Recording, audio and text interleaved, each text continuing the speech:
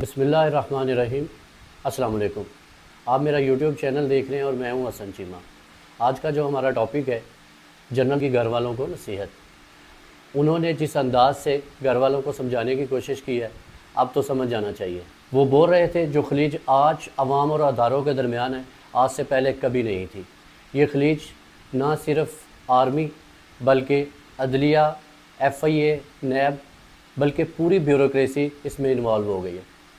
इन अदारों के ख़िलाफ़ जो खलीज पैदा हुई है वो सिर्फ़ उस शख्स के ख़िलाफ़ इंतकामी कार्रवाइयों की वजह से पैदा हुई है, क्योंकि पाकिस्तान की तारीख़ में पहली दफ़ा ऐसा हुआ है जब उसको निकाला गया तो लोगों ने मिठाइयाँ नहीं बांटी, बल्कि पब्लिक का रिएक्शन आया और लोगों ने खुलकर अपनी मोहब्बत का इजहार इमरान खान के साथ किया। उसके बाद जो ज़्यादतियों का बाज़ार सरगर्म रहा, उसकी वजह से अवाम के दरमियान खलीज बढ़ती रही और उसका नुकसान ये हुआ कि ये मुसलसल जो खलीज अदारों और अवाम के दरमियान बढ़ती रही है, इससे मुल्क को बहुत ज़्यादा नुकसान होगा।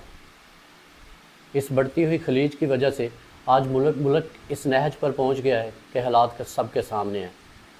ये मुल्क हमारा है।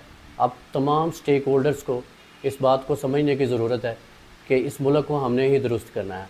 आज ज़रूरत इस अमर की है कि हम सब अपनी अपनी डायरेक्शंस को दुरुस्त करें और मुल्क के हालात को बेहतर करने की कोशिश करें।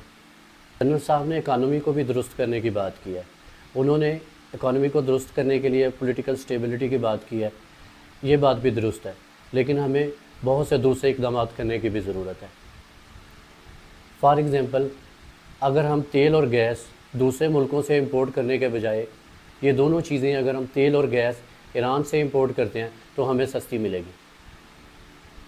और दूसरी बात ये, अगर हुकूमत अपने एक्सपेंडिचर 70% तक कम कर ले तो इससे भी आवाम को बहुत ज़्यादा रिलीफ मिलेगा। और तीसरी बात ये है कि तमाम पाकिस्तानी इस बात को सोचें कि आपके मुल्क में 7 चीज़ें बहुत ज़्यादा महंगी हैं।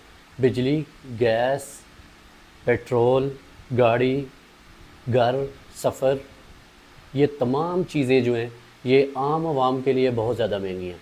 और ये तमाम चीज़ें आपके हुक्मरान, इस्टेब्लिशमेंट, अदलिया, ब्यूरोक्रेसी, इन तमाम अदारों के लिए ये 7 चीज़ें बिल्कुल फ्री हैं। तो क्या ये जो हमारे अदारे हैं ये हमारे खादम हैं? ये हमारे खादम नहीं हैं, ये हमारे ऊपर मुसल्लत हुए हैं।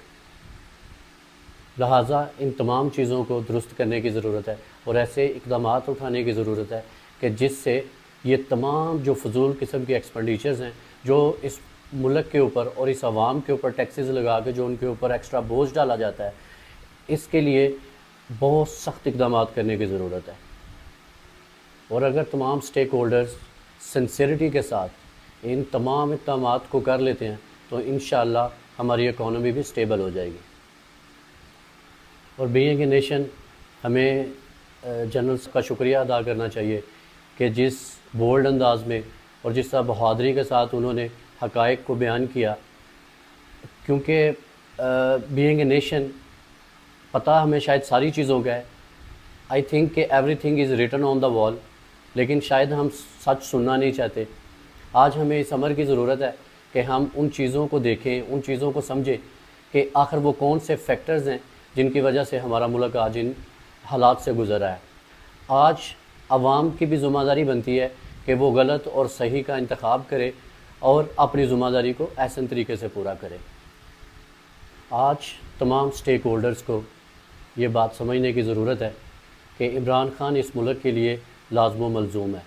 पब्लिक के अंदर जो ओपिनियन इमरान खान के बारे में पाई जाती है, उसको मद्देनज़र रखते हुए हमें इस बात को रियलाइज़ करना पड़ेगा कि इमरान खान के बगैर इस मुल्क में स्टेबिलिटी नहीं आ सकती। अपना और अपने चैनल का ख्याल रखिएगा। अल्लाह हाफ़िज़।